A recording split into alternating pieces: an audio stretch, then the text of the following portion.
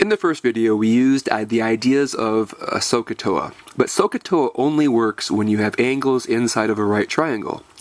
And for more mature trigonometry, we need to work with bigger angles than just the angles that'll fit inside of a right triangle. So to show how we can move beyond that, I'm going to make a y-axis, and I'm going to make an x-axis. Now I could pick any point that I want on this coordinate plane, but to make the ideas easy to see, I'm going to choose a point here in the first quadrant. This is the first quadrant, this is the second quadrant, the third quadrant, and the fourth quadrant. Here, this point in the first quadrant has some coordinates. Let's call them x and y. This is the point xy. I didn't put any scale here on the x-axis. I didn't put any scale on the y-axis, so I don't know these numbers, but I'm just using the symbols x and y to stand for the coordinates of this point. Now this point, I can draw a line from this point back to the origin, and that looks something like this. What is the distance from the origin to that point? Well, the origin is the point 0, 0, and this is the point xy. I'm going to use the symbol r to stand for the distance from this point at the origin to this point at the point xy. If I drop a line straight down to the x-axis, do you see that we have formed a right triangle? Also, what is the distance from the origin to this point?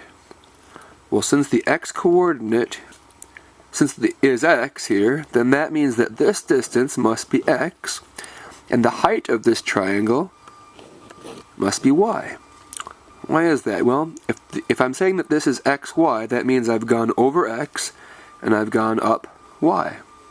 Good. Not only have we made a right triangle, we've also formed an angle between this line and the x-axis, and I'm going to call that angle theta. And now we can find what is the sine of theta, what is the cosine of theta, and what is the tangent of theta, all in terms of whatever these values were. Watch this. Let's first find the sine of theta. Well, the sine of theta is equal to the opposite over the hypotenuse. What is the opposite? The opposite is whatever the y-coordinate is.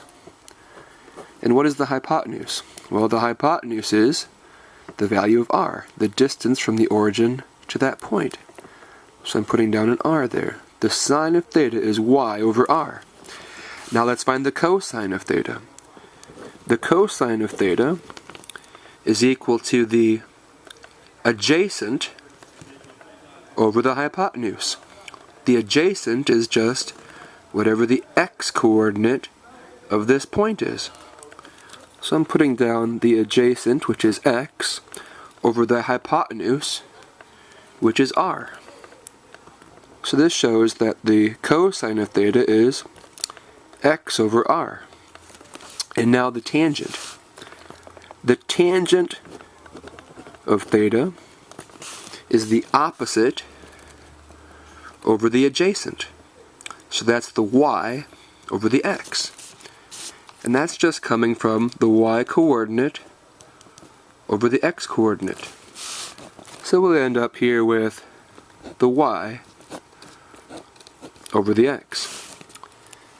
Using these definitions of sine of theta, cosine of theta, and the tangent of theta, we no longer have to stay in the first quadrant.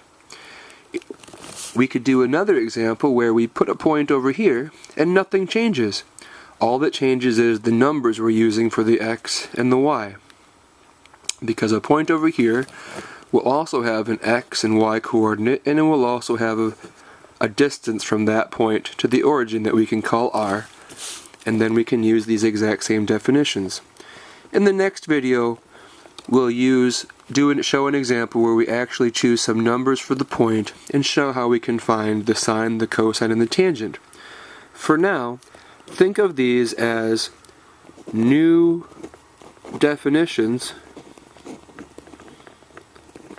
for the sine, cosine, and tangent that let us use the sine, cosine, and tangent even when these angles are bigger than 90 degrees.